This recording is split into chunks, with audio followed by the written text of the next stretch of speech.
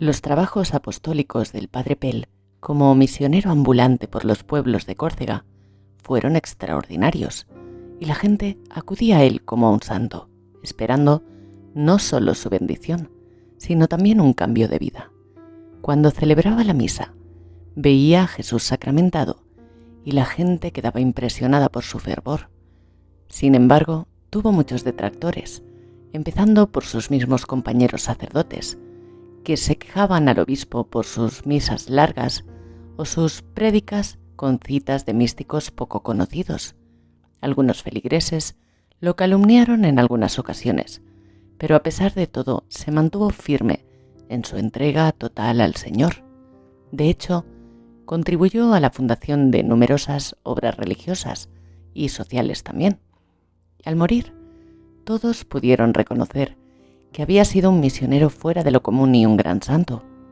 Su profecía sobre el fin de los tiempos, no del fin del mundo, con grandes castigos para la humanidad y en especial para Francia, fue motivo de escándalo y burla para muchos, pero también de bendición para otros, que tomaron su vida en serio y cambiaron de rumbo. Hizo algunas profecías que dieron mucho que hablar. Unos las creían y otros se burlaban de él, como de un profeta de mal agüero y profeta de calamidades. Veamos la más importante recogida por uno de sus hijos espirituales. La Virgen le anunció: «Hijo mío, los pecados de los hombres están creciendo en este siglo. Grandes castigos vendrán sobre el mundo y ningún continente se escapará de la cólera de Dios. La Francia, culpable de apostasía y de renegar de su vocación, será duramente castigada. Será dividida como por una línea que va de Burdeos a Lille. A la derecha de esta línea, todo será devastado y quemado por la invasión de pueblos venidos del este, y también por grandes meteoritos de fuego que caerán sobre la tierra y sobre estas regiones en especial. Habrá una desolación general, revoluciones, guerras, epidemias, pestes y armas tóxicas y químicas, con violentos terremotos. Los volcanes apagados de Francia se reabrirán y destruirán todo.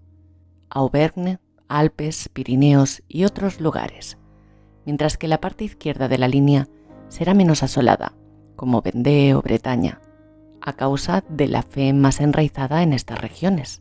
Hará falta alejarse de las costas del mar, al menos unos 50 kilómetros para escapar de ser tragados al fondo del mar como Marsella y la Costa Azul, a causa de los pecados cometidos y los escándalos de las playas de esas regiones en particular.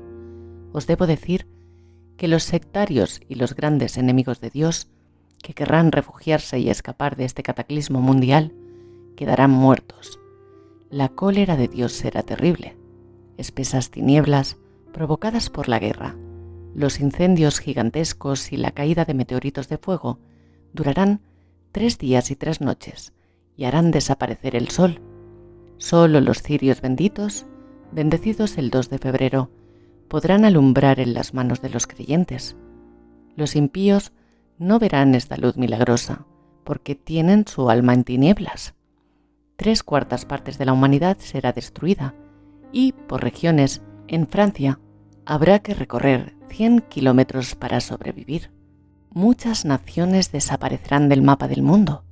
Francia será bien pequeña, pero sobrevivirá en parte hasta el fin, pues será purificada y renovada, ya que todos los Caín y Judas desaparecerán en este juicio de las naciones. El mar Mediterráneo desaparecerá totalmente. Los océanos lanzarán al cielo enormes nubes de vapor brillante y barrerán los continentes en una marea que aniquilará todo lo que encuentre a su paso. Nuevas montañas surgirán de los océanos, los Alpes se hundirán y el valle del Rin, hasta el norte, será invadido por el mar. El mapa del mundo será totalmente cambiado. La Tierra tendrá grandes terremotos que le impedirán volver a ser como era antes normalmente. Las estaciones no existirán durante 3 años hasta que la Tierra vuelva a tener hierba y vegetación. Habrá mucha hambre en el mundo. París será destruido por la revolución y quemado por bombas atómicas. Marsella y la Costa Azul serán tragados por el mar. Cuando veáis que esto está cerca, Id a Bretaña, lejos de las costas. Esta oleada mundial comenzará en una noche fría de invierno, con un espantoso trueno, que sonará de modo anormal, y habrá gritos de demonios, que se oirán por todo el mundo. Esa será la voz del pecado, que los hombres espantados oirán esa noche.